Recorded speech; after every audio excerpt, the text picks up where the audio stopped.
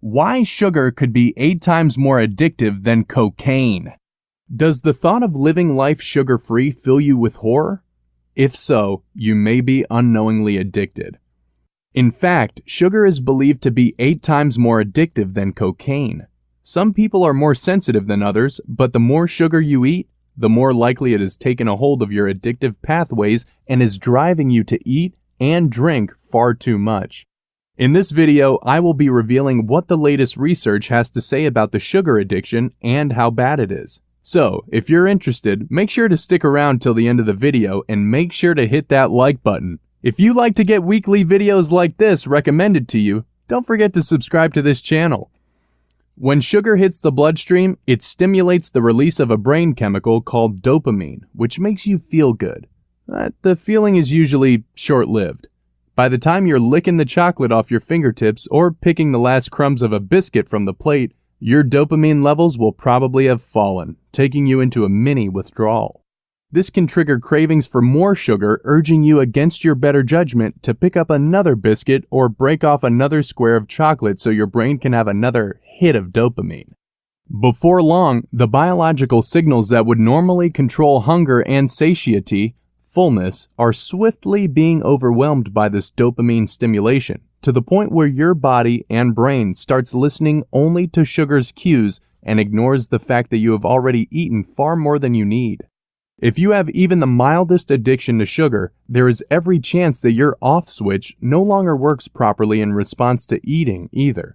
That's why one biscuit or scoop of ice cream never seems like enough, even after a huge meal. The more sugar you eat, the more your tolerance adapts. So you end up needing more and more sugar to get the same boost. Drug addicts and alcoholics experience the same cycle. Now, would you like to know if you are really addicted to sugar? If yes, then answer honestly yes or no to the following questions. Can you eat sweet, starchy, or fatty foods until you are overfull? Do you feel hungry even after eating a full meal? Can you eat large quantities of sweets or stodgy foods even when you're not feeling particularly hungry? Do you ever feel ashamed, self-loathing, disgusted, or depressed about your eating habits?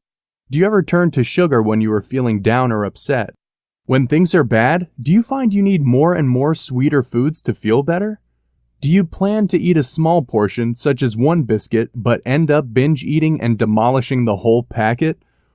Do you find starchy, sweet, or fatty foods the most difficult to cut back on? Do you find it difficult to stop once you start eating starches, snack foods, junk foods, or sweets?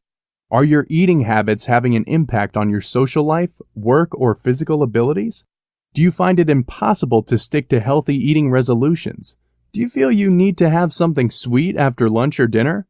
Do you eat sweets and chocolate secretly and hide the wrappers because you don't want anyone to know? If you cut yourself one piece of cake, do you then find yourself coming back for more and more? Do you get a foggy head after big meals or mid-afternoon? If you answered yes to 5 or more of these questions, you could be a sugar addict. Your relationship with food may be stuck in a destructive pattern.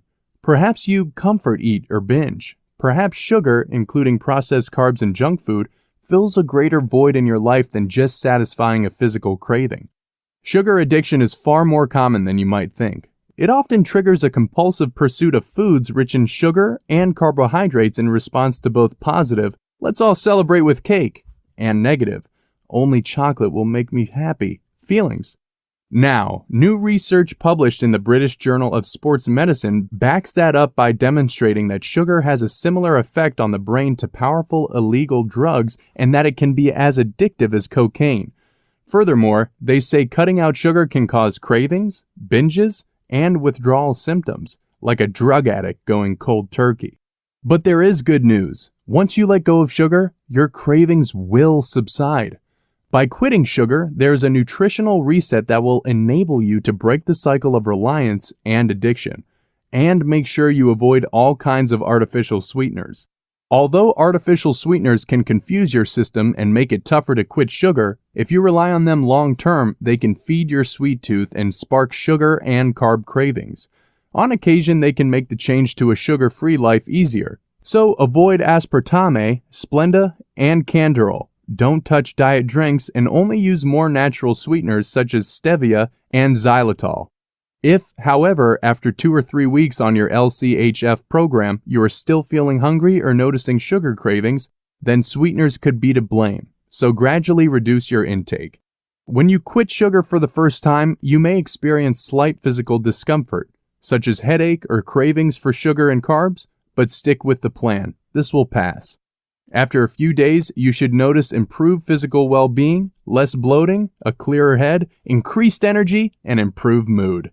Now, have you made up your mind to cut down on sugar? If so, what exactly are you trying to achieve by cutting down on sugar? And if you are someone who has successfully got rid of sugar from your life, let us know your story and how your life has changed after the sugar detox. Please let us know in the comments below. Lastly, if you like this video, don't forget to give it a thumbs up. And if you want to get weekly videos like this, make sure to subscribe to this channel. Thank you for watching. See you again in another video.